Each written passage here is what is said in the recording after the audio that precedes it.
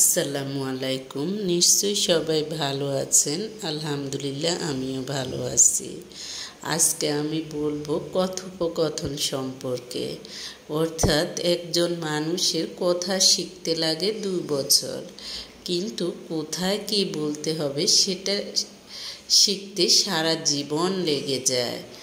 এমনও মানুষ আছে, দেখা যায় যে অনেক কঠিন কথা, শক্ত কথা বলে, কিন্তু সেটা বলার ধরন ভিন্ন রকম হওয়াতে অন্য পক্ষ কষ্ট নিতে পারতেছে না। আবার অনেক মানুষ আছে অনেক হালকা কথা কিন্তু সিরিয়াসলি বলাতে অপর পক্ষ খুব কষ্ট পায়।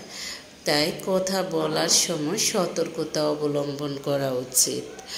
কারো কথা শোনার সময় আন্তরিক ও মনোযোগী হবেন। ধীরে স্পষ্টভাবে শুদ্ধ ভাষা এবং পরিমিত স্বরে কথা বলুন। কাকে কোথায় কিভাবে কতটুকু কথা কার সামনে বলেছেন তা খেয়াল করবেন। বলার ক্ষেত্রে কুশলী হন। কখনো গায়ের জোরে নিজের মতো ও সিদ্ধান্ত চাপিয়ে দিতে যাবেন না। মনে রাখবেন, বয়স এবং সম্পর্কের ধরন যেমনই হোক, সবচেয়ে সুন্দর ও নিরাপদ সম্বোধন হচ্ছে আপনি। অনুমতি ছাড়া কখনো অন্যকে করা প্রশ্নের উত্তর দিবেন না। তারপর হলো, দুজনের মাঝে কথা বলবেন না। কখনো বলে ফেললে দুঃখিত বলবেন। গুজব ও কান কথায় কান দিবেন না। যারা কান কথা ছড়ায় তাদের ব্যাপারে সতর্ক থাকুন। মনে রাখবেন, একজন মিথ্যাবাদী মানুষ অন্যকেও মিথ্যাবাদী বানানোর বা প্রমাণ করার কিন্তু চেষ্টা করে।